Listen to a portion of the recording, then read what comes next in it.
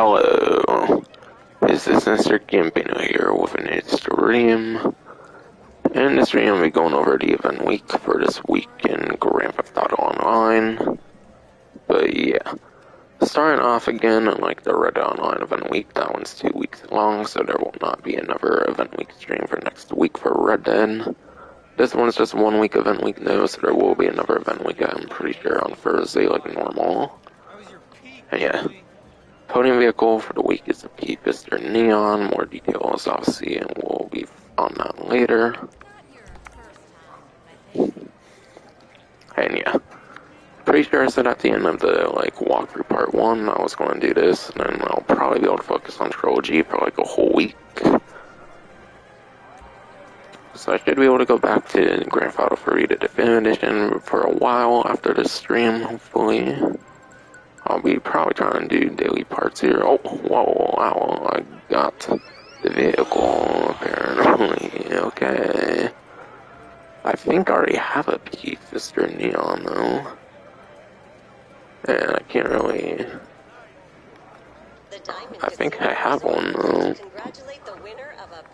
I know it's not possible to get one, even when you already have one. But yeah, I think I already have a Neon. I'll check on my mechanic list, see if I even have one or not, but I think I do, actually. I think it was a Prime Gaming discount I actually got one time. But yeah, being a Doomsday Heist themed week, I'm pretty certain that P-Fister Neon's actually a Doomsday Heist DLC vehicle. And that is in the Sport class.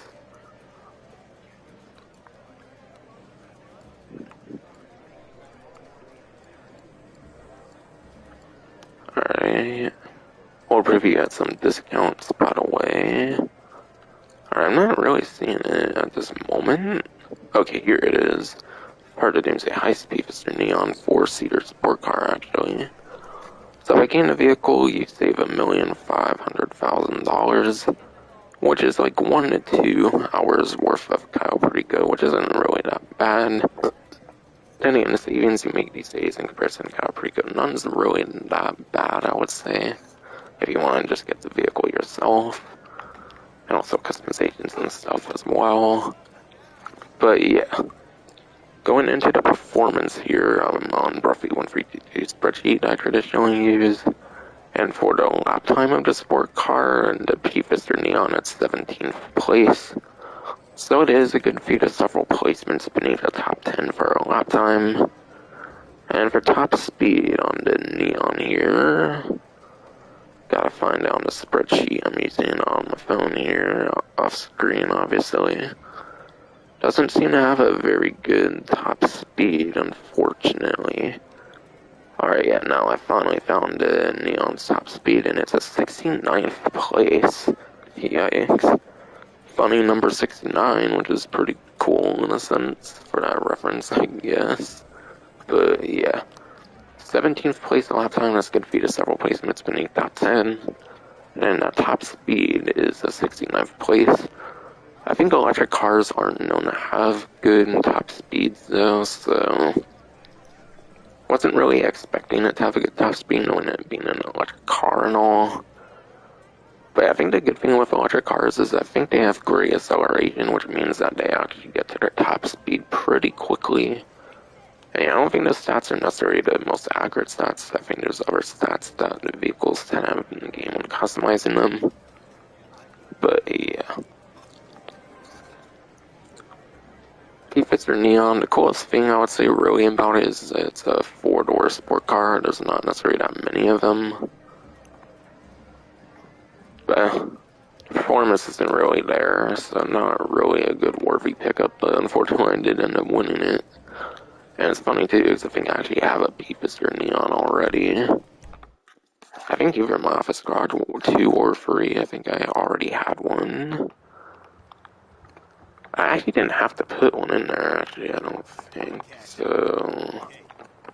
I was going to show something off of the Banshee. I guess I'll be waiting with that, because I think I have a Neon already. I think the reason I did put it in there is in case I did not have it already, I think. But yeah, I think I did already have one from Prime Gaming when it was on the Prime Gaming sale before. I can bring them round. Let's see. Yeah, I have another neon in here already. Alright, I'll get back to work. Alright, I'll check my office garage too here quick, because I want to get rid of it. Unless my Prime Gaming neon isn't customized at all, then it would probably be better to sell the Prime Gaming one in that case. But if my neon is already fully customized and stuff, then I'll probably just sell my free one.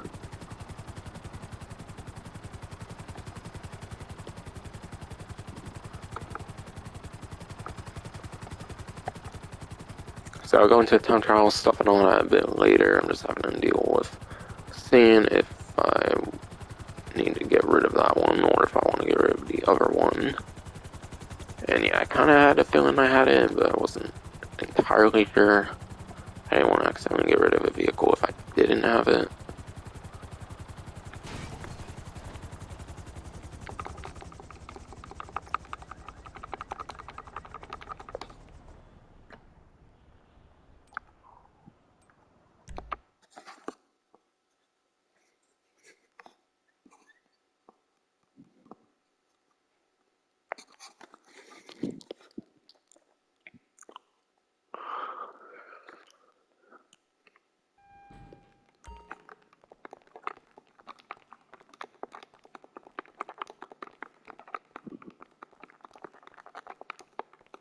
Okay, I'm pretty sure this yellow one's the one I just won here. Obviously, I'm pretty sure it was yellow in the podium there.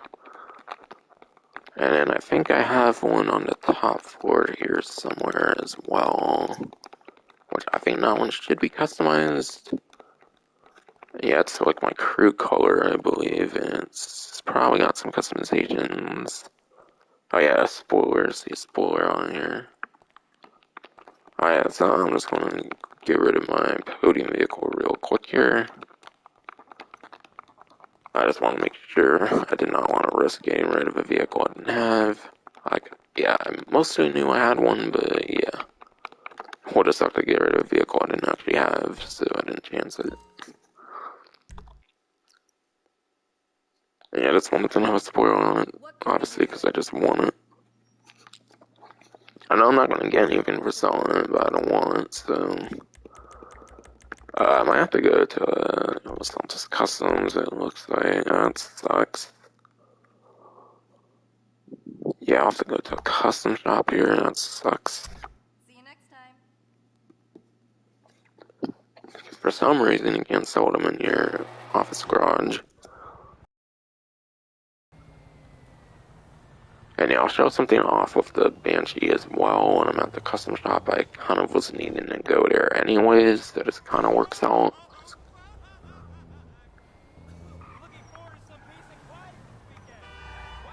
The closest one from here is probably up here somewhere. Both of those are kind of pretty close.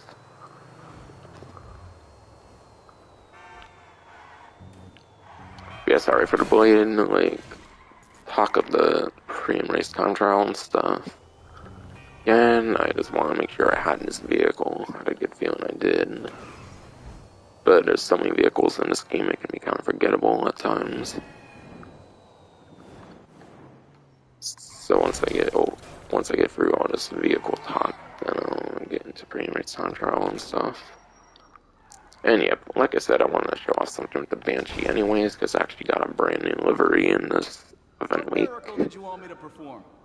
And because the Banshee is free for Criminal Enterprise Starter Pack people like myself, I want to show it off. Alright, yeah, normally I figured, because it was a podium vehicle.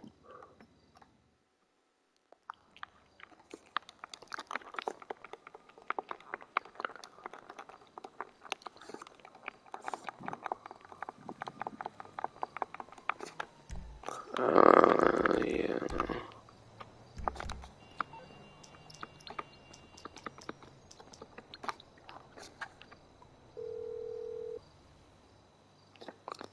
I'm on the clock. What you want? Some wheels? The penthouse is free. But But yeah, I just On the way. purchased this Banshee like right before the stream. I think I had a 900R. I don't think I had the regular Banshee though. But yeah, the regular Banshee I actually have for free because I'm a criminal enterprise starter pack thing. I'm a criminal enterprise starter pack owner, which means I get the vehicle for free because it's like one of the 10 to 20 vehicles in that starter pack that's free. So I figured I might as well show it off.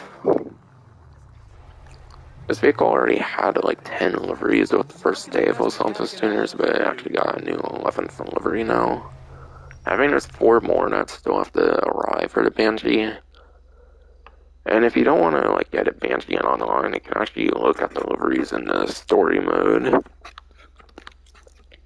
But yeah, for some reason you can actually see the liveries in the story mode. You get other vehicles that got liveries that are in story mode, like the Fuco don't get the liveries in the story mode, which is pretty weird. So if you want to preview the rest of the few liveries that still have to come out for the Banshee, then definitely go into story mode and find a Banshee and then go into custom shop. And story mode has 16 currently, which means there's 4 left for the Banshee. I'm sure it will be given out in future event weeks as long as I keep doing that. But yeah, as you can see, there's an L3 over here known as Banshee Racing.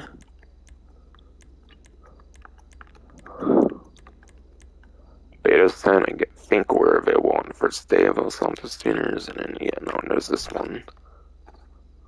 And yeah, this is a stock Banshee. I don't really care to customize it yet, at least. There's other things I want to purchase first, kind of. Not anything very significant, it's just other, like, land vehicles, like civilian vehicles I want to customize before this. That is that Banshee Racing.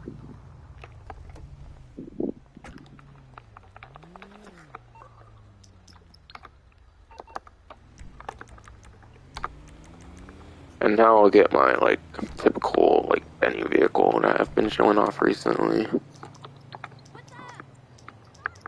Last time I showed off the Moonbeam, I'll show off a different lowrider this time. Or not lowrider, but Benny's vehicle. I showed off the Voodoo, Buccaneer, Moonbeam. Now I will show off my Primo Custom. I'll bring it by.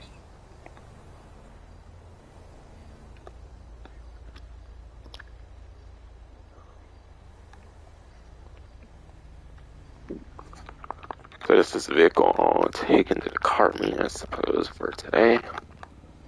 Kind of explain it as I go on later on, but yeah. PM race time trial, all that stuff has been on hold for a while here because of the P-Fister Neon needing to sell the duplicate one I just got and whatnot. Alright, not that menu. But yeah, PM race for the week is cutting corners, or whatever pronunciation for that word there, and it's for the supercar class. And yeah, supercar class is a vehicle class I traditionally go over. Plus, I know cutting corners pretty well. I know roughly 132 actually uses that to test out his like lap times. Maybe not this exact course, but I think he uses like a slightly modified one with like extra like props and stuff like that. So I know this one's definitely for lap time. And the number one option for supercar class for lap time goes to the Trojan Emirates, which is like a $2.7 to $2.9 million like supercar for the stock vehicle, and then customizations for the performance upgrades. For the performance upgrades, you could probably add like another 250 to like 500,000 maybe. So probably in the early to mid Primo range, I would say, for a fully customized Trojan Emirates. Which, yeah, that can be a couple hours worth of Kyle Preco. Probably like 2 to 3 hours of Kyle Preco for that. Which isn't too bad, if you think of it in that way. And yeah, I pretty much only go over the number one options now, because Kyle Preco has remained a pretty good money opportunity, obviously, so I don't want to go into number 2 or number 3.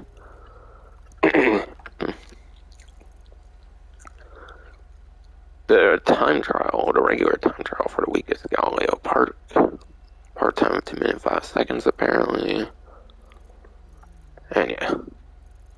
go from here apparently to the Quartz Center, which is essentially to the left here. Left and a bit down here. This is the Quartz Center.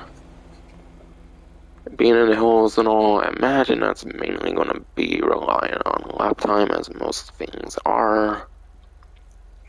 So obviously for Supercar, I already went over the #1 lap time with the Trojan Emirates. And if you're not going to use a supercar, you're pretty much going to use a motorcycle, and I'll go over two. One that's good just for lap time, and then one that's average for lap time and top speed, like in the top 3 for both, I mean. But yeah. The #1 lap time for motorcycle goes to the Nagasaki Shotaro. Nagasaki Shotaro is basically the Tron bike in the game. It's like $2.2, $2.3 million. It's from the Bikers Update, which is a late 2016 vehicle on the Electric Motorsport website. So you'll have to go quite the ways down on that website to find the Nagasaki Shotaro. And plus, I think it's one of those rare vehicles that you still have to unlock in the game by actually doing something in the game. It's not just getting like the trade price, you have to actually unlock the vehicle altogether, I believe, to be able to purchase it. And that's just playing match at deadline, I'm pretty sure, which is an adversary mode. You don't gotta win it, you just gotta play it, so it's not hard to unlock it if you want that Nagasaki Shotaro for that lap time. And then that one you can move forward or backwards with the stick. I'm pretty positive on that for the best possible speed. I think it's the only motorcycle where you can choose to move forward or backwards on the stick for the best possible speed. Most you do backwards, and then there's like a couple you do forward for the motorcycles, I believe, for that best possible speed. And then the other motorcycle I want to go over is the Body 801. The Body 801, that one's like 10,000, 9,000, 8,000 for like the stock vehicle. And it's from day one of the game, and it's back on the Seven San Andreas website, so we're at like the way bottom of that website, so you gotta go quite the ways down on that one. But yeah, Body 801, the good thing is it's a vehicle from day one of the game, so it's super cheap, but yeah. It's actually #3 for lap time, and it's also #3 for top speed, which kind of makes it the best average time trial vehicle in the game in 2021. Especially in the last couple years where you can no longer use like rocket boosted vehicles and all that stuff. Ever since they doubled the time trial payout, you can't use like that rocket boosted stuff and whatnot anymore. So yeah, Body 801, I would say, is definitely the best choice for a time trial these days. And it's a very accessible option. You could easily get it in one Cayo Perico heist and have plenty of money to spend.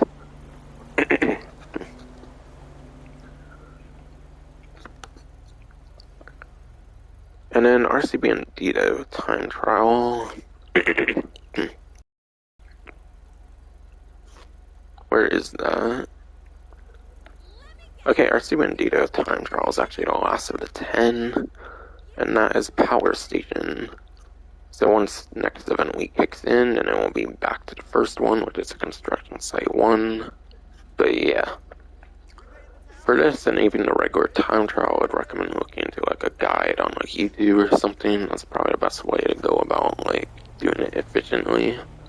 Or of course you can do it yourself, because they're obviously meant to be designed to be failed, and then you learn from it over time. But yeah. I think there's a YouTuber known as like DK Men or something. He has like around 200,000 subscribers, I believe. Maybe like more, like 150,000, but yeah. Pretty good sub count and stuff, so I imagine their time trial guides are pretty genuine.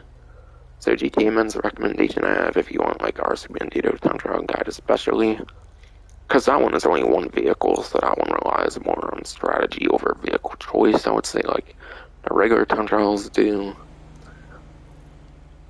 And yeah, all of them are like so different, and there's not really much stuff you can do aside from knowing like the layout of the course and stuff on here. Like there's pretty much a jump boost. That's kind of the only like interesting thing you can kind of do with RC Bandito. So yeah, I mean I just recommend looking into like a guide. I did guides on like the first 4, and I kind of gave up on that series. It wasn't really that fun to make and whatnot. So yeah. For regular time trial, RC Bandito time trial, if you want a good guide, I recommend GTA Men. I don't watch it myself, but I assume they're good for those guides they make.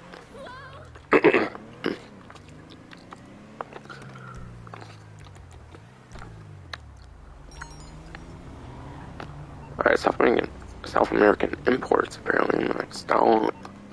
But yeah. I was doing some heisting in the previous event week for the original heist being on 2x money RP. I did defeat the job obviously on stream, and then I did like a prison break finale, like off stream.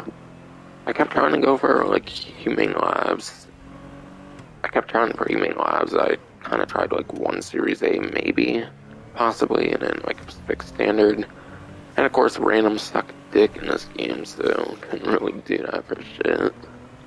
I don't really play with like 3 other like friends consistently or anything. So yeah, it was pretty annoying going for that 500,000. I didn't end up getting the 500,000 for doing all 5 of the original heist finales. And I know I won't be doing that for the Doomsday ones because only Act 3 that's even the like money opportunity this time. They didn't even bother doing Act 1 or Act 2 double for some dumb reason. Like, you would think when they said that they're doing a whole entire, like, heist month, that every single heist is going to eventually be a 2x money RP. Like, you would think, like, this one being a Doomsday heist, like, theme, that they would have won over all 3 of them being double. Like, yeah, Act 2 people glitched that one, but why isn't Act 1 at least double money is beyond me. Like, technically, there could be, like, 5 event weeks. They could start 5 event weeks in a month, kind of, because obviously it typically lasts a week. So 7, 14, 21, 28, and obviously it's like the 31 days typically in a month. So technically they could maybe do a part 2 in the Doomsday one, but I don't really see that happening. Like, pretty disappointing. You would think when they call a whole like month of event like the heist month, you would expect them to do something with like all the different heists. Though at this point, I'm not really seeing that be the case, unfortunately. Then again, they were being super disappointed recently with the like trilogy definitive edition like situation, especially on PC. Feel bad for the PC people who came in and fucking like play that game and shit. Apparently, like the launcher went down for quote unquote maintenance. Like, why would they do maintenance on the day the fucking game came out and whatnot? I guess on a console, obviously we can play the fucking game, which is great, but poor PC people are having a hard time playing the damn game apparently.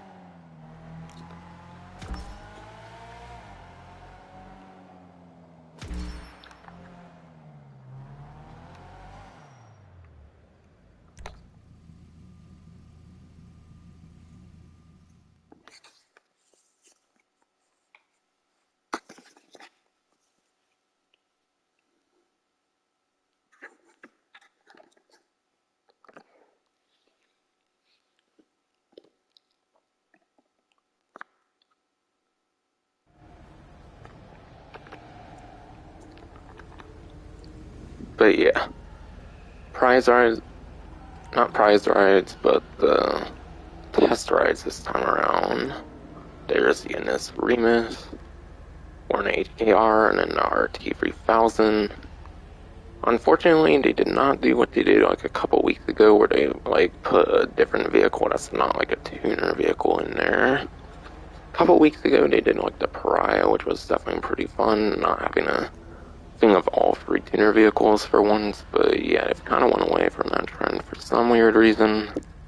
But yeah, I can't really say I would recommend any of these like test track vehicles. Like obviously for the most part, none of them are really going to be on discount. They're mainly here to test them out. But yeah, I don't recall the performance of these ones being all that impressive. Warner HKR is pretty much the worst of the tuner vehicles in terms of performance. And customization, you shouldn't really get tuners for customization because all of them do have good customizations.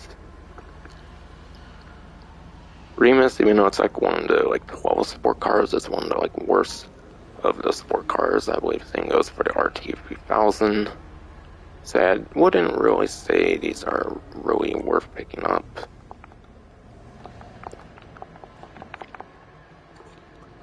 And then Prize Ride. Prize Ride Challenge. Place top 5 in 12 Street Race Series races. This actually does not seem like that bad of a challenge, actually, for a pretty good vehicle. Because the minimum for street races is actually 2 players, which means you're guaranteed to get into the top 2 of a minimum street race. You could even be in a somewhat decently sized street race and still kind of have a guarantee of getting in the top 5 as long as you stay with a 5-player maximum. And having to do that 12 times, you're not having to do it for like 6 days in a row or something. Like if it were 6 days in a row or whatever, then that would be kind of more annoying. But yeah, you have to kind of do this one at your own pace, even, which is definitely pretty nice. And this is actually the Sultan RS Classic here. And the Sultan RS Classic is pretty much the best vehicle, I would say, in the Los Santos Tuners update in terms of the performance. I remember for the tuner subclass that it's the number 1 lap time, so it's literally the number 1 lap time. Most of these tuner races and stuff are going to rely more on the lap time. And the top speed is also like above average even for it as well. I think it was like an 8th place in top speed from what I like saw on a video on YouTube. So the performance should be pretty good on the Sultan RS Classic. And the challenge for it, like I mentioned, not bad. So I would definitely go for it. Unless, of course, you already have one, then there wouldn't really be much of a point in that case. But yeah, street races, obviously super easy to find. I'll have street race followed by hyphen and then followed by the unique name for said street race. And yeah, all of them are 2-player minimums, and then you go up to 8 players. So yeah, you can still have a pretty decent sized like street race and still will be guaranteed to get a placement in the top 5 depending on how you do it. But yeah, Sultan RS Classic is pretty much the best tuner vehicle in terms of the tuner subclass.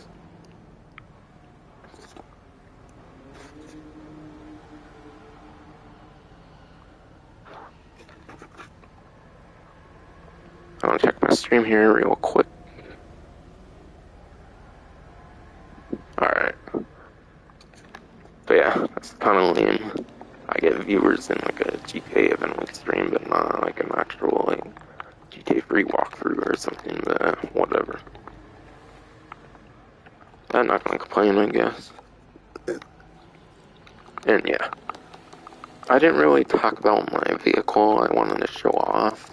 I typically do that when I show off my different vehicles. I've already shown off all my 10 tuner vehicles that I decided to purchase.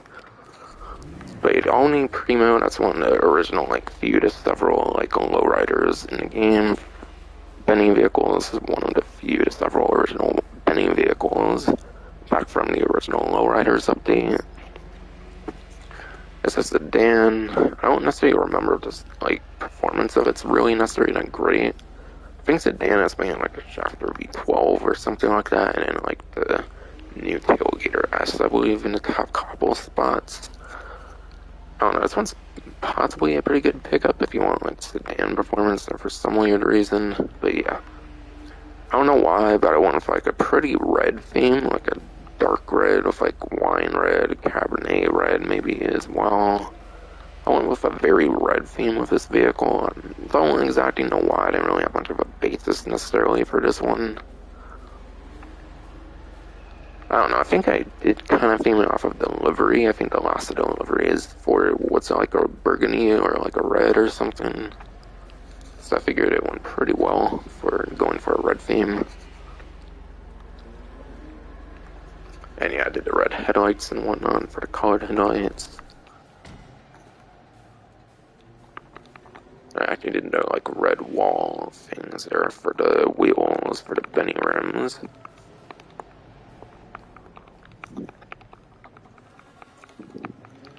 So that's kind of like the fourth of the like Benny vehicles I've been showing off kind of recently in the last few to several like weeks. But yeah, very quickly here, I'll get back to the event week like news wire thing on my phone so I can talk better about certain things here. But yeah, I didn't really talk about the title too much yet. But yeah, I don't think I really acknowledged it, and it's a 2 times money in RP on the Doomsday scenario. But yeah, Doomsday scenario, for those who do not know, like I kind of mentioned earlier, is Act 3 of the Doomsday heist. So only Act 3 of the Doomsday heist, for some weird reason, they decided to only do Act 3. That's not like with the original heist where they did all 5 of them. It's only Act 3 on double, which is very unfortunate, which is the hardest of the heists, I would say, for the Doomsday heist.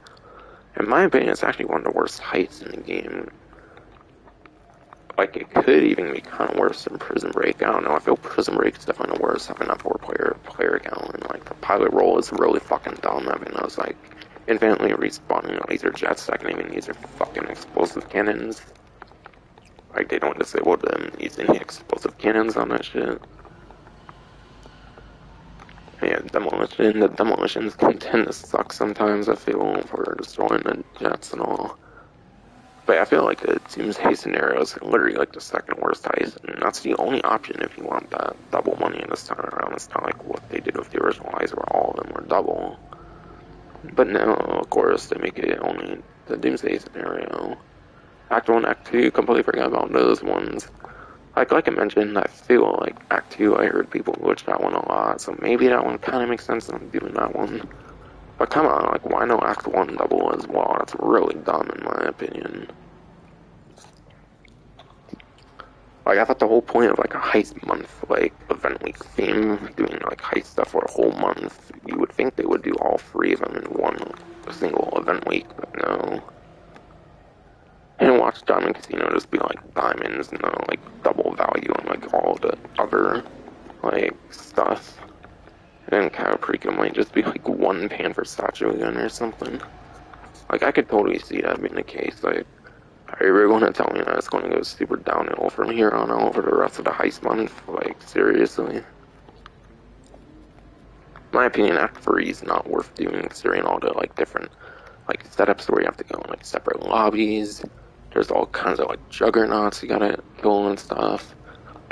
There's the like very super annoying like hacking minigame you gotta do on that shit. The annoying thing is gonna go like on and on and on. I'm not saying it's like anywhere near impossible, definitely not.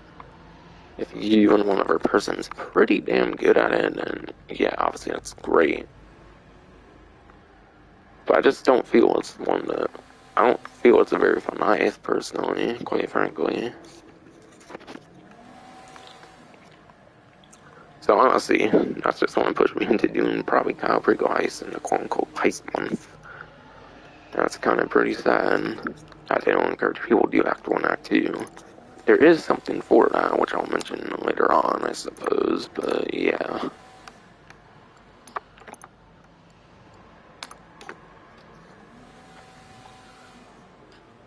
Which I guess I might do that soon here.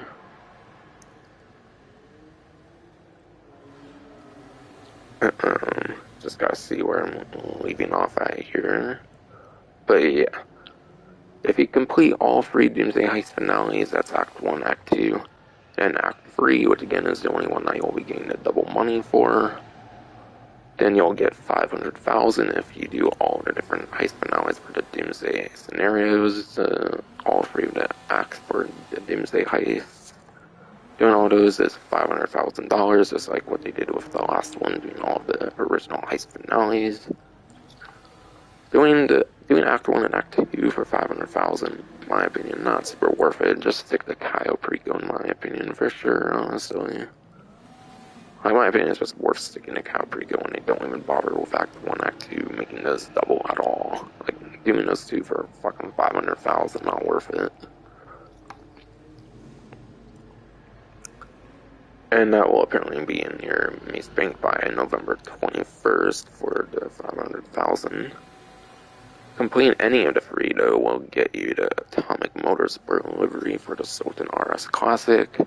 So like they did with the Cypher, giving it like the police delivery or whatever with the previous event week, this time they're giving the Sultan RS Classic like some kind of atomic livery or something that you'll get in a like future date or whatever by doing one heist finale for the Doomsday Heist, and that can be Act 1, 2, or 3 for the livery unlock. And yeah, obviously if you want more money, Act 3 is unfortunately the one that's most worth doing. If you're just going to do one heist, obviously.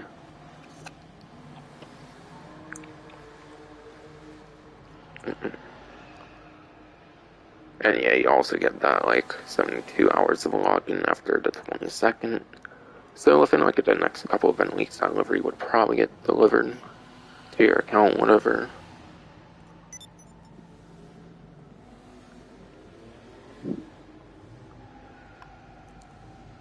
That's the first couple of sections, it looks like, complete from the event week. Like, Newswire, I'm looking at.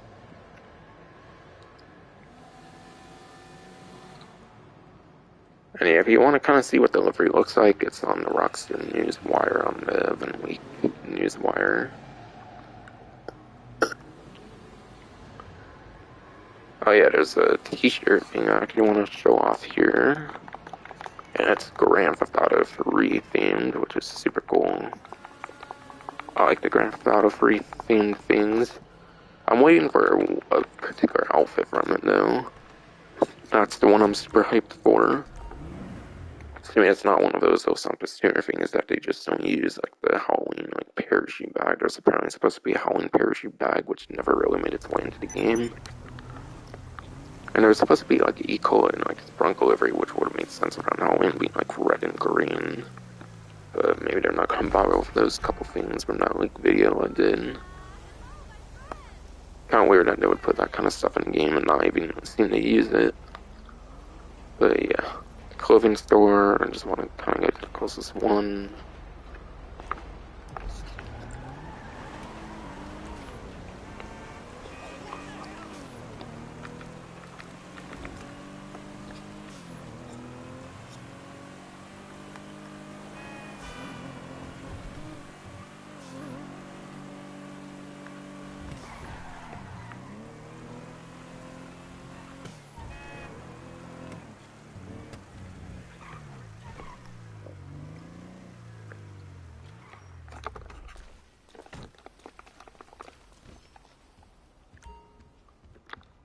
But yeah, should be in special tops, I imagine, obviously.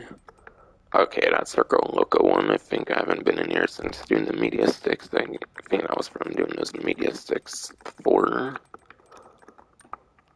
Arcade, DJ, manufacturer, radio station. I think it should be in unlocks. Alright, wasted exclamation mark T.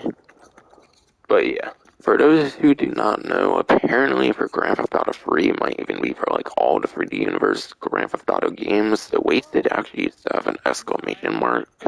So those familiar with Grand Theft Auto 5, obviously, you would know that the wasted does not have the exclamation mark, I'm pretty certain. So that's definitely a pretty cool detail that they managed to include the exclamation mark, that they bothered to include it, obviously. I mean, because it's not hard at all. I'm glad I didn't just give us like a Grand Theft Auto 5 style wasted for some weird reason. But a super simple teacher, but also has a lot of meaning to it, which I like a lot. Obviously, that's what I like about these Grand Theft Auto 3 themed t-shirts for the 20th anniversary for it, obviously. Yeah, that's the one there. Doesn't seem to wear it to get it checked, but I might. Why not? Let's change it up a little bit. Let me know if you need a hand, okay? Lates. Hey, let's meet up next week.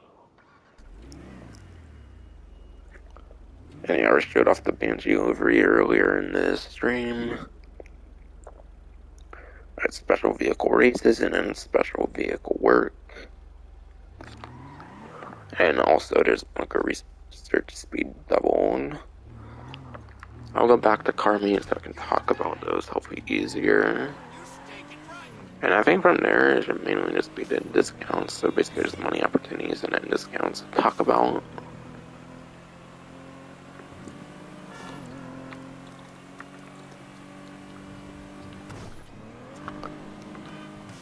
But man, I swear I really wish this game had a simple benefits section like right out online, where it would be super easy to show the stuff on screen. Like, I hope that's a thing for Expand Enhanced, where they have it, like, on the screen. And that's even kind of why I do these event week streams, because GT Online doesn't have much of an efficient way of seeing that stuff through the game itself. That's kind of why I even do these event week streams in the first place. And I do them for streams, not videos, because a lot of people do it for videos, so I it would be a bit different, I suppose. Even though the format, streamed format, I feel it doesn't really work too well, unfortunately, for the event week. At least for me, it's hard to think on top of my head what to say and whatnot.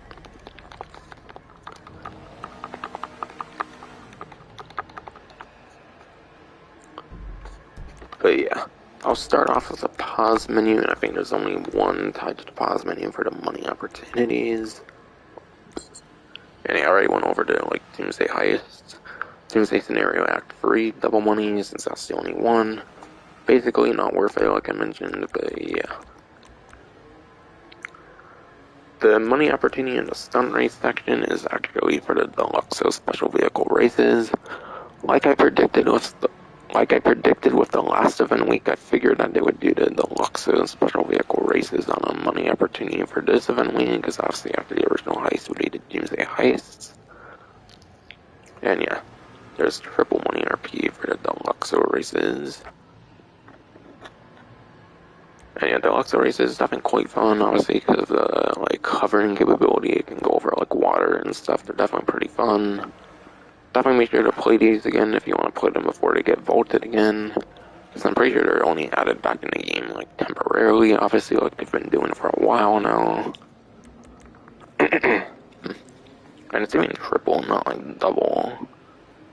So you might be able to get to like 20 to 25,000 for like 8 to 10 minutes just sitting in a race and like finishing it as soon as possible. 8 to 10 minutes for like 20 to 25,000 though, not that worth it. So it's not going to be that great unless you're like racing against other players, and the money can maybe be pretty great. And even then you gotta like be first place, and yet obviously being restricted one vehicle is how it's going to be more harder than a race that has like all different varieties of vehicles that can be used in like one class, obviously. So yeah, we're kind of going to be more equal in line to the other people that have custom Deluxos. So not the best set of like racing for making money necessarily, but they're stunt races. You shouldn't really expect to be making much money in a stunt race. So that's probably the worst of the money opportunities, I would say. And there's another couple to talk about here. I guess I'll show it off on here. That's the best way I think I can show it off without going to the office, which would be kind of annoying enough to do, just talk about one little like thing. But yeah, special vehicle missions. These are on 2 times money RP. I think they did this a few weeks ago, a few weeks ago, I think they did this as well. But yeah, There's also special vehicle missions on 2 times money RP. And what those are is they're the missions where you like use the 8 special vehicles from the import and export update. So that's like the Ruiner 2000, the Phantom Wedge, Rocket Voltic, Ramp Buggy, Blazer, Aqua, Technical Aqua, Armored Boxville I don't think I mentioned, and then the Wastelander I think is the other one I didn't mention. So basically those 8 vehicles, it's the missions that you do for those 8 vehicles to get the like trade prices. For those who don't understand what those special vehicle missions are. And yeah, they all play very differently. But yeah, they all play very differently, so it's kind of hard to give advice. I mean, maybe go outside and do like a CO, like menu things. I can maybe talk about it better here. Since yeah, I can't show off VIP work while I do that. VIP work is not on double, like I said, special vehicle missions. But there's VIP work as well for all of the special vehicles that helps talk about them better. If I can visualize that. Since I kind of remember the missions decently well.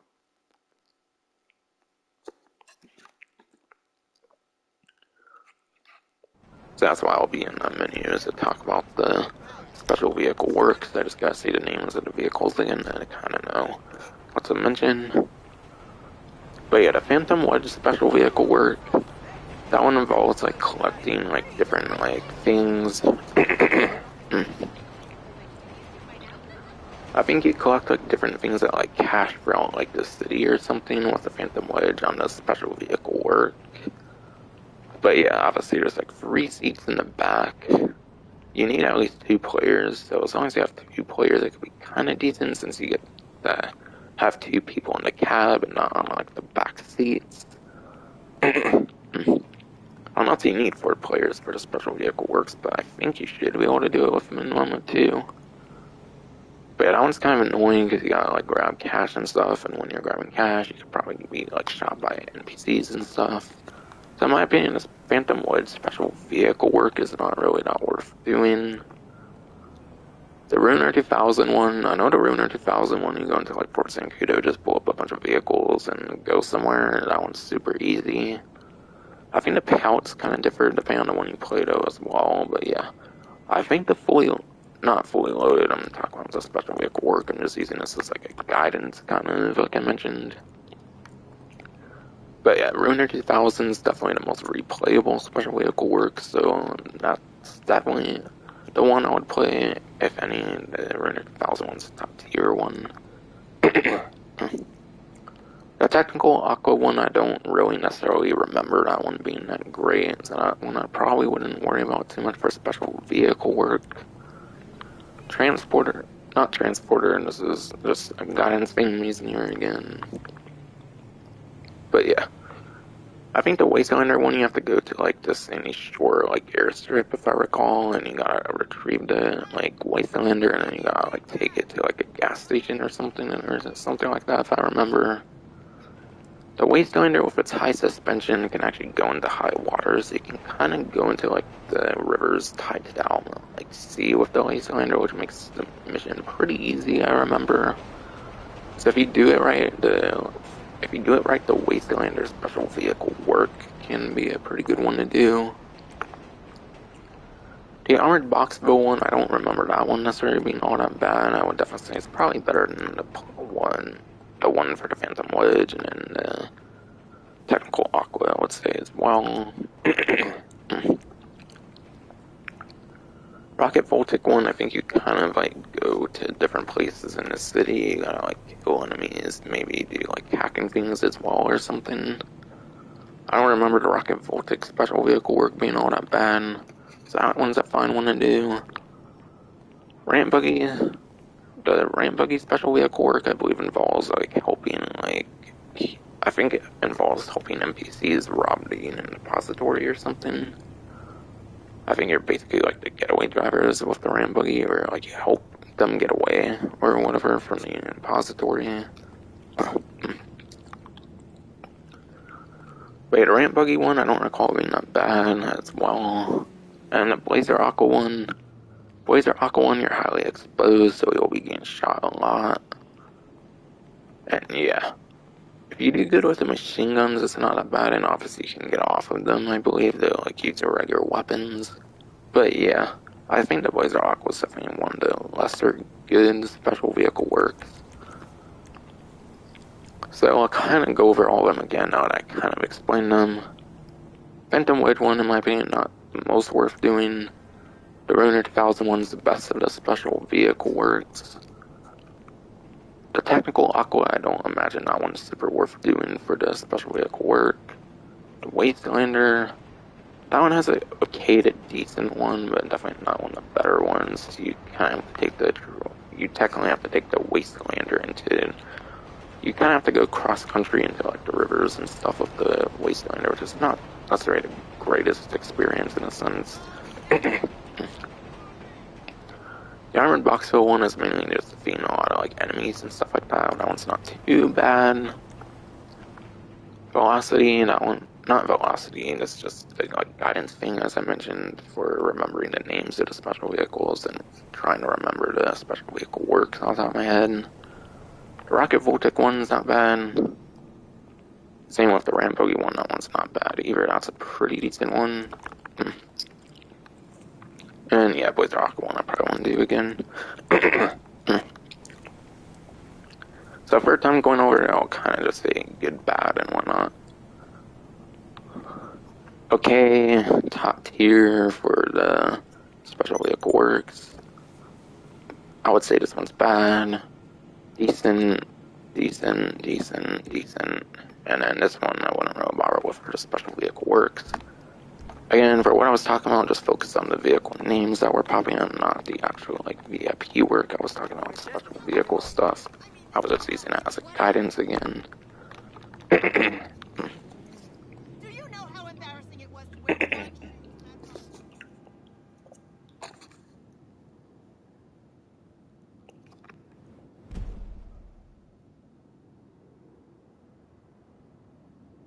Okay, come on here, game. Come on, here it goes.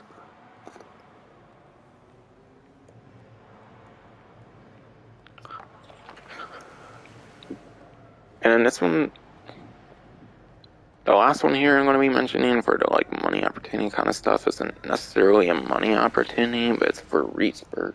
Not research, but research, since I can't kind of talk right now.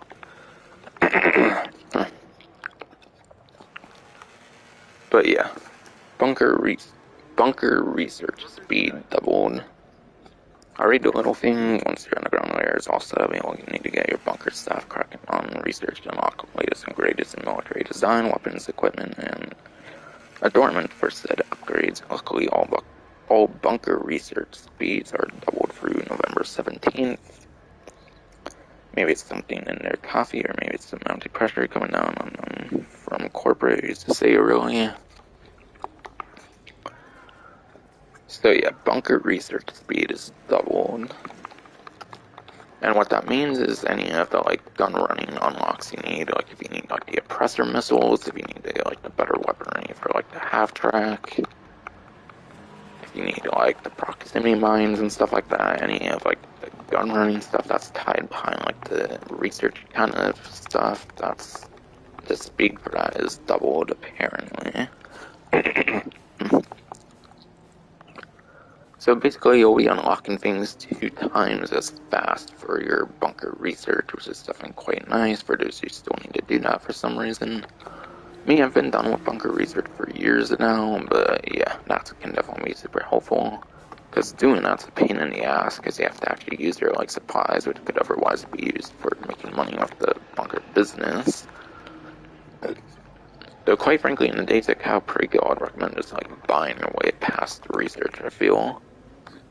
Like, yeah, I think it's a lot of money, but still, that's probably what I would rather do, quite frankly. And now I think I should just have discounts left to talk about.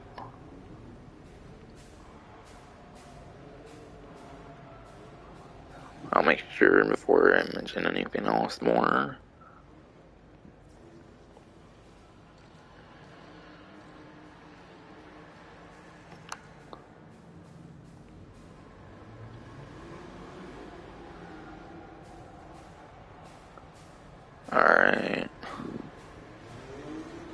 Yeah, just discounts left, and then that should be it for the stream, since I'm not playing Act 3, that's just ridiculous, that only the hardest of the Doomsday things are on double in the first place.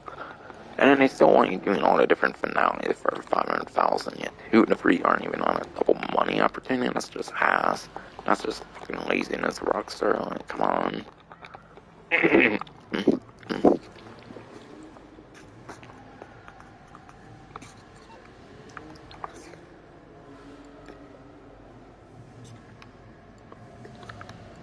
But yeah, I'll go over the property discount, I guess, here first, and that's obviously for facilities, for those who understand the Doomsday heist stuff.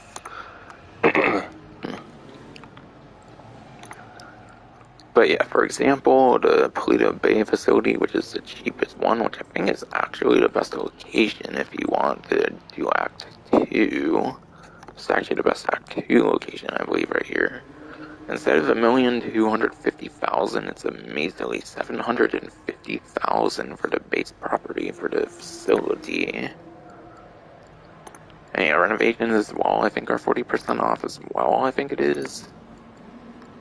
So obviously that's the style, graphics. Something that's more meaningful, the orbital cannon in a bad way. It's at 900,000, that's 540,000. But yeah, orbital cannon, that's what allows you to basically, like, kill other players with, like, little to no effort, essentially. It lets you do, like, automatic and manual targeting, which pretty much everyone's just doing automatic targeting with the orbital cannon. And most people don't even pay for it, like glitches, so they don't have to pay for it. This means probably one of the most cancerous additions that's ever been added to the game. But yeah, that's also on a discount. Security room. But yeah, security room now allows you to call like the strike teams. Strike teams are like, there's a level 1, 2, and 3 strike team. They're essentially like the Merryweather that you can call through. They're essentially like the mercenaries you can call through Merryweather. They're essentially like better like mercenaries, similar to like the Merryweather mercenaries, kind of. So that's the strike team, the mercenary things, of course. And that's also how you get the gun lockers. If you want a gun locker in this property, that's how you unlock that. And I think there's a few like weapons you can get in here as well. And in my opinion, not the most worth it. The most worthy thing is probably that gun locker. For those who don't like clutter in their like weapon wheel.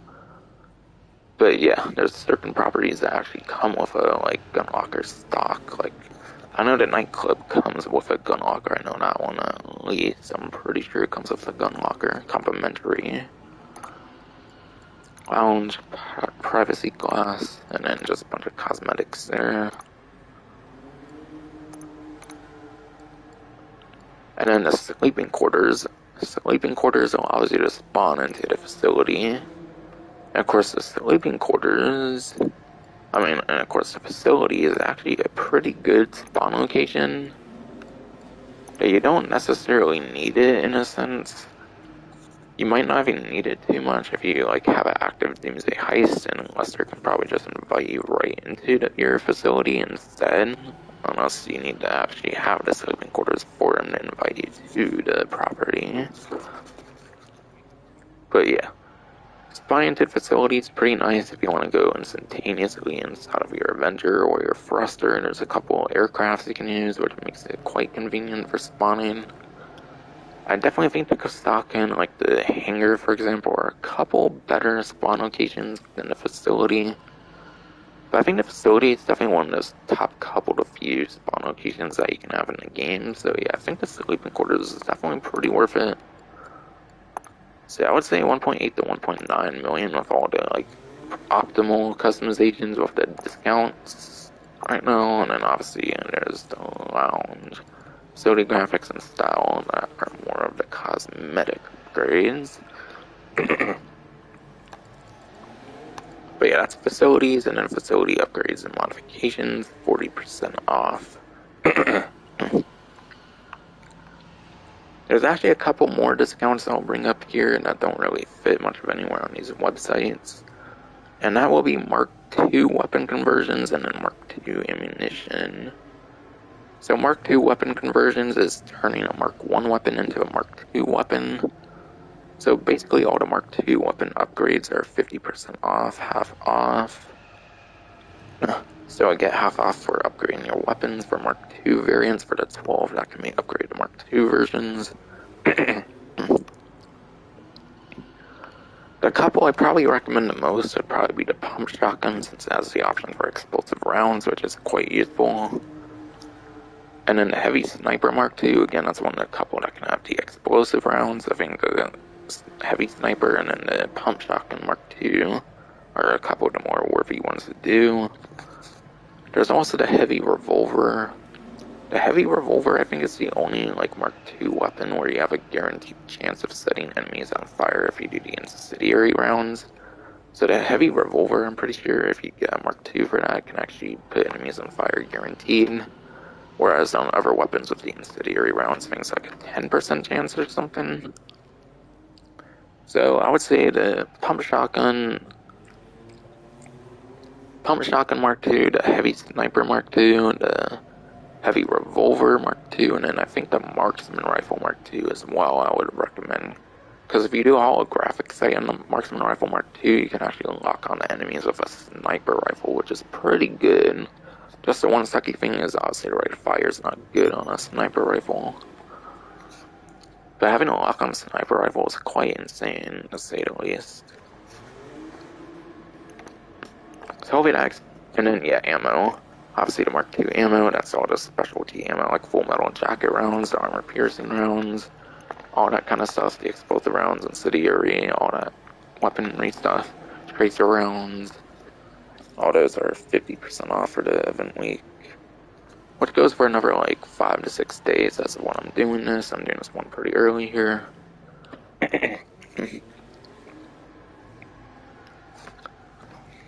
And then I think the rest of the discounts should all be for vehicles.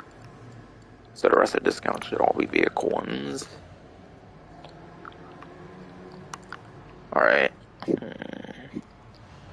Volatile, Thruster, Pariah, Raiden, Barrage, Chernobog, T20. There's 7 vehicle discounts.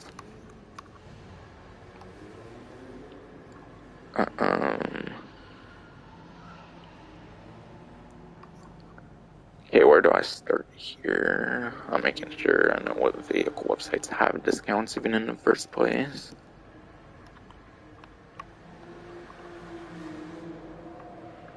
Okay, I think it's just Warstock and then Legendary Motorsport this time around.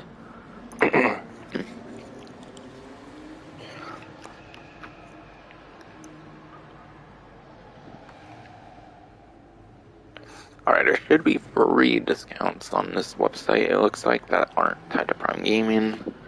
If there's more than free discounts on the site for me, then that means there's a Prime Gaming discount or something.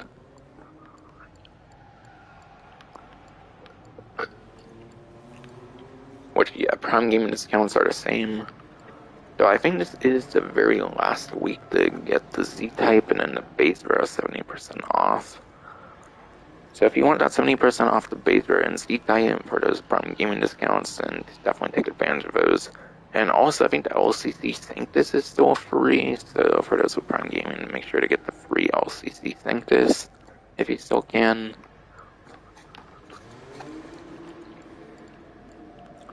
But yeah, Ocelot Pariah. Ocelot Pariah, I know, is a pretty damn good sport car, so I know this one's definitely going to be pretty worth it. But yeah, I'll go into the performance. But yeah, the Ocelot Pariah over here for the sport class is a second place lap time, going off of roughly 132 spreadsheet. And then for top speed for the Pariah, it is first place. So number 2 lap time and then number 1 top speed in the sport class for the Pariah. That's pretty damn good. It's in the top 3 for both lap time and top speed. Definitely can't complain there for sure. So super worth getting this one. Raiden seems to be another one of those 4-door sport cars, it seems. I imagine it's a sport car.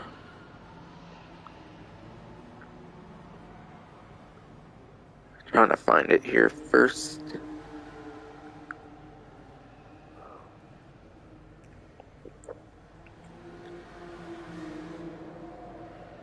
Alright, Raiden. Where's the Raiden on that spreadsheet?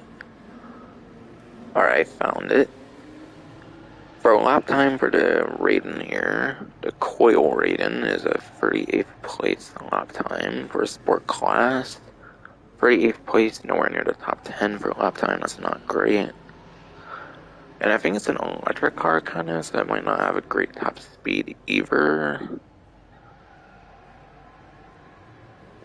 Trying to make sure. Alright, yeah. Raiden has a 71st place in top speed.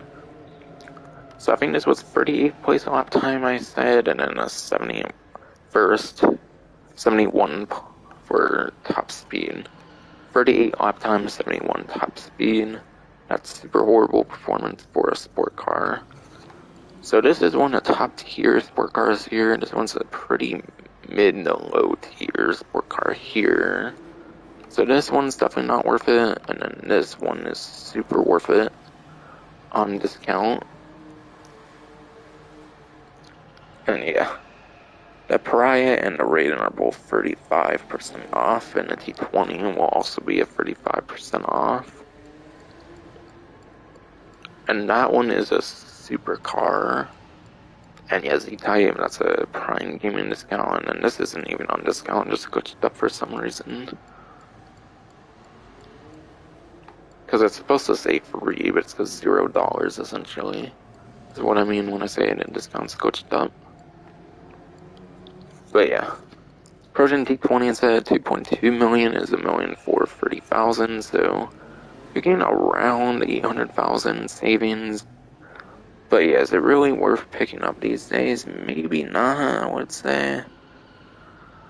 But I'll be going into the performance here in a little bit, going off of roughly 1322 spreadsheet, so credit goes to roughly 1322.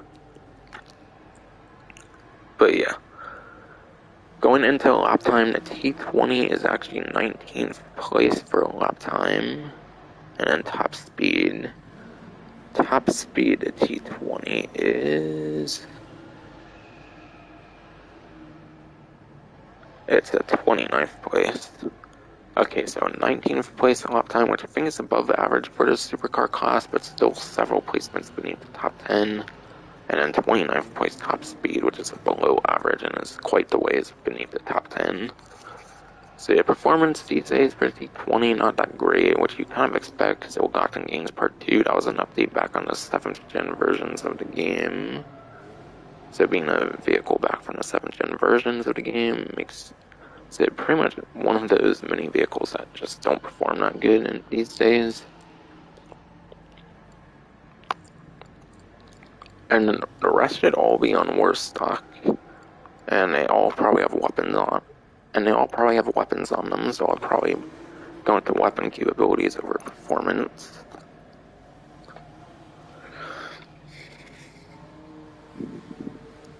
And yeah, T20 also 35% off.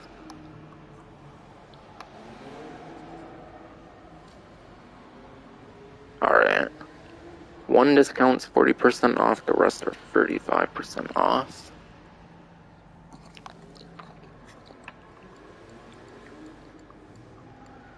But yeah, the Mammoth Thruster, this one is a 35% off. So $2,750,000 is $1,787,500, and that's on a trade price. This vehicle does have a trade price. And this trade price you unlock by doing the Act 3 finale. That's the theme of like all the discounts on the Warstock website, is I think they're all used at some point in the Act 3 Doomsday heist, whether it's a setup or a finale. But yeah, this one involves completing the finale for that trade price if you want the trade price for almost $1 million off here, making it under $1.8 million right now. But yeah, the Thruster I have a whole entire reviewing guide on. And then obviously there's other ones out there.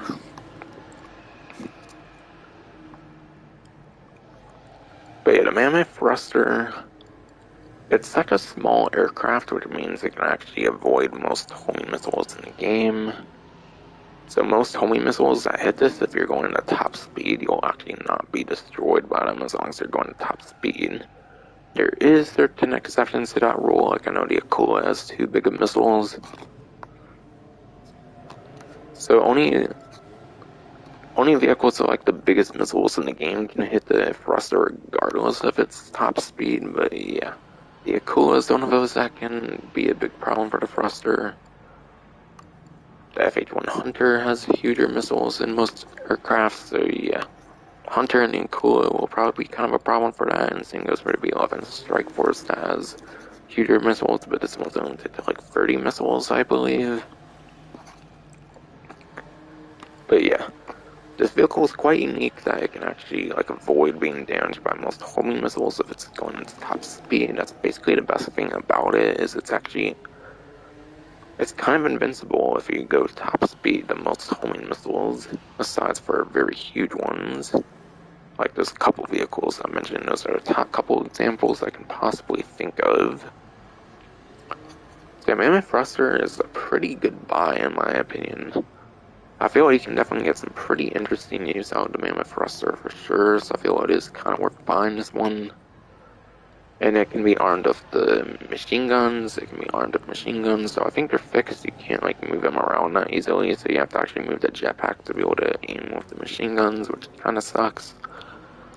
And then you can get homing missiles, which I think it has like 30 at most for the homing missiles, and then there's standard tracking, or not anything not significant for the tracking missiles. But yeah, just that unique ability to not get destroyed by most homing missiles by like 90-95% of homing missiles by going at its top speed, it makes it a pretty unique vehicle, and in my opinion, not alone is worth buying this vehicle for. The Volatile. The Volatile is actually the 140% off discount for the Warstock website here. Instead of being like 2.8 million, it's almost 1.7 million on a trade price. And this one's in one of the like setup missions, I believe, for the Act 3, the Doomsday heist, the Doomsday scenario. And yeah, you save over $1 million, so you're getting quite the value. But the Volatile is not that great of a vehicle in my opinion. Has 4 seats. Obviously there's pilot, and I think there's 3 people that sit in like gunner seats. I think this actually has gunner seats here. But the thing is, the guns on it are not that great. I think the guns are like regular ammo, whereas the guns on here are regular ammo for the actual guns on like top and then like the nose gun and stuff like that. Going over here to the RM-10 Bombushka, this thing has like the same guns except they're like explosive guns, which is a lot better, obviously. But yeah, at least it goes faster than the Bombushka, so speed-wise it's better than the Bombushka, but it's still a super giant plane. The guns suck way more though, being regular ammo and not explosive like the Bombushka down here is. And then I think it might be able to have missiles as well, but obviously like all aircrafts, it's pretty much standard tracking missiles. And yeah, you're not going to be able to land this thing in a lot of places and stuff, and yeah. In my opinion, helicopters tend to be a lot better for grinding like missions and all that stuff in the game, so Volatile, I don't think it's really going to be that useful of a vehicle, so I wouldn't really recommend picking it up. Unless you want it at a cheaper price, obviously, and you don't have it yet, then obviously you might as well. But yeah, do I think anyone's really going to get much use out of this vehicle? Probably not. The Barrage, that's another 35% off discount, instead of being almost 1.6 million with a trade price, it's $1,036,000, so a little over $1 million instead. Which makes it like 550,000 around there, I would say, in savings. Not that great necessarily. And yeah, the Barrage, being a land vehicle, it's going to be super limited in terms of its money making. It can't go very far from point A to point B like the Volatile, like even a Volatile can, and then the Thruster. So obviously this vehicle's grounded, pretty much being a land vehicle. So not going to be that great for a lot of money making opportunities. If anything, you might get the most use out of it in like VIP works, which a lot of different vehicles can do pretty easily, and maybe like contact missions as well. And yeah, this vehicle requires multiple players in order to like fully utilize the weaponry. So if you want to utilize the maximum potential of this vehicle, you will need other players. For the front thing here and then the back thing here. Has 2 guns on it, which is definitely quite nice because the Insurgent and I think like the Menacer do not. Like yeah, Kara, that's 1 gun. Menacer here, that's 1 gun. Like the Insurgents, that's 1 gun. So it's kind of unique that it's a land vehicle that has 2 guns on it. And I think the back one has the unique like grenade launcher that the front cannot have. So I think you're limited to like minigun or like machine gun in the like front. And then I think you get those 2 same ones, and then also the addition of a grenade launcher in the back, which is quite nice. So if you have someone in the back, it can definitely be kind of nice. But obviously it's not going to be that great for money making. Still being grounded to the ground, obviously being a land vehicle with no like super unique capability to get it in like air or anything. So the best use will probably be like VIP work, and like contact missions and stuff. And then the explosive resistance on it is actually kind of decent. I think it can take like 7 to 8 homing missiles. 7 to 8 homing missiles, obviously, there's a lot of civilian vehicles in the game, so having any explosive resistance at all is pretty good.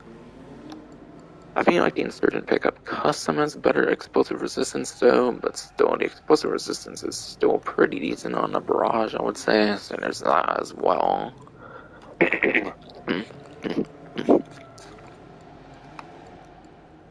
And yeah, one weakness compared to the Menacer and the Insurgent is it's actually a 4-seater, which means it seats less than a Menacer and the Insurgents. But still has like double the weaponry in return, which is quite nice. But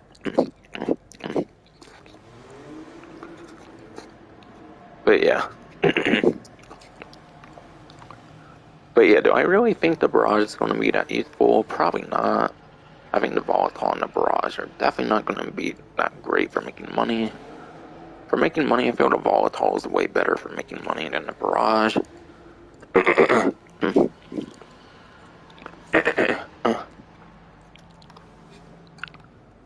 By the way, a couple more things to mention with the Volatile. The Volatile, I think, has double the, like, missile. Not missile. I think the Volatile has a glitch or a bug or whatever where you can't hear, like, homing missiles that come after you. So when you're in the Volatile, make sure to use your, like, back camera by pressing, like, right on the stick or whatever with your controller or whatever. Being right on the stick with the controller or whatever allows you to look back, obviously. Because, yeah, I think the, like, Volatile's bugged out where you can't, like, see, like, missiles that come after you. So, in the Volatile, make sure to do that, because I think it's bugged out in a bad way. And also, I think the Volatile is, like, 100 bombs compared to 50. Pretty much every other aircraft in the game has 50 bombs, but the Volatile has 100 bombs, which makes it kind of unique. But being a big plane, a huge target, having, like, little to no explosive resistance, feel the bad outweighs the good on the Volatile, unfortunately, but still, like I said, way better for making money than the Barrage, I would say.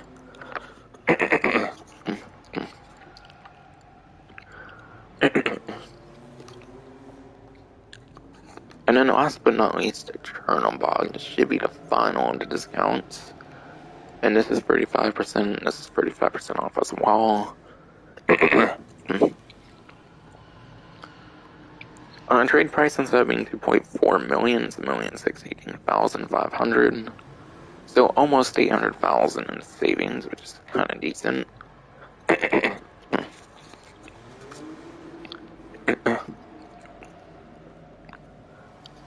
yeah, Chernobog is a 2-seater, so the seating capacity is not that great. It's the driver and then the person that controls the weaponry here. But yeah, Fortunately, these free vehicles kind of need other players to maximize the potential of the weaponry on these vehicles. So the best solo vehicle of the 4 on this website is definitely the Thruster. Then I would say the Volatile, and maybe the Chernobog, and then the Barrage.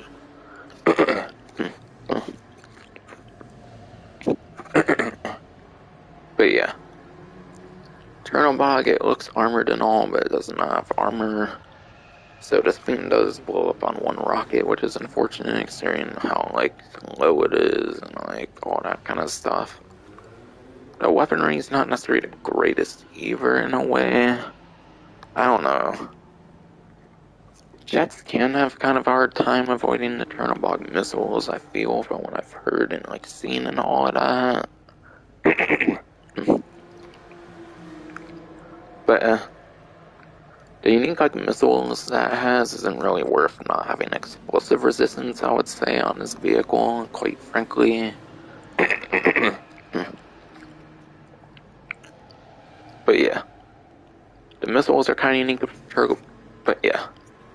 the missiles are kind of unique with Chernobog, which those missiles are quite huge as well. So I think the Chernobog can also be a problem for the Thruster, by the way, just like the Kula, the FH-100, and the B-11 Strike Force. And then this also has a unique capability, actually. Just like the Rhino tank, the Chernobog can also run into enemies, and then, not enemies. Just like the Rhino tank, the Chernobog can run into vehicles and explode them. There's not a lot of vehicles in the game that can run into vehicles and then they explode them super easily. I think only the Rhino tank and the Chernobog have the capabilities of blowing up vehicles just simply by running over them. And obviously I'm not counting like ram vehicles and stuff like that, because that's mainly for pushing vehicles off the way and not destroying them. So it has a pretty unique attribute of being able to run over vehicles and exploding them, similar to the Rhino tank, which is a vehicle from day one of the game. So it does have that small, like, unique element to it, but you're not going to really be making a lot of money with this vehicle, even if you have other players.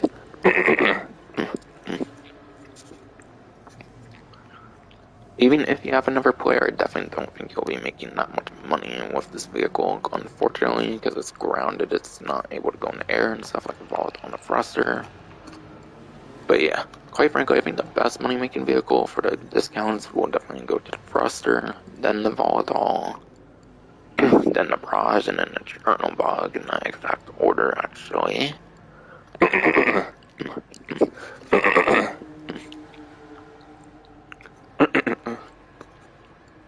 And I'll make sure there's no more discounts. That's an on discount, just good stuff at the moment, since I can't talk right now, of course, my throat's being a bitch and shit. And I just suck at talking in general, at least when saying a lot of stuff, of course. And Buzzard not on discount, just good stuff at the moment. But yeah. That is gonna be it for the stream, pretty much. That should be all the vehicle discounts. Alright, yes, that was all the vehicle discounts. But yeah, that'll be it for the stream pretty soon. Next stream will be a Grand Theft Auto 3 walkthrough part 2. So yeah, part 2 of the walkthrough will continue tomorrow, or actually today's Saturday, so maybe later today even. Because yeah, I want to try to do Grand Theft Auto 3 walkthrough parts for like every single day that I'm not doing an event week stream, so I can get moving on to Vice City and San Andreas as soon as possible. Who knows, maybe I'll try to throw like video projects from Grand Theft Auto 3. And yeah, who knows, I might do video projects for Grand Theft Auto 3 as well. While I kind of do the streaming for it. Or if I want to do videos, I might do Vice City, San Andreas videos while I do GT3 live streams. For the definitive editions. And yeah. Red Dead Online, I won't have a stream for like almost 2 weeks since that event week stream wasn't that long ago. And it's actually a 2-week event week, so I won't be getting another like stream till the 22nd or something, I think.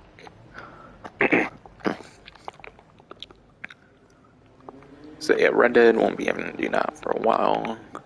And yeah, obviously GTA Online will be getting an event week in like a week like it usually does, and like Red Dead, which has to wait like 2 weeks pretty much. So that way I can focus on the trilogy for almost a whole week, which is pretty cool. But yeah, that will finally be it for the streams. I think I mentioned everything I wanted to say there, and about like upcoming things at the channel. So that will finally be it for the stream. Hope you enjoyed. But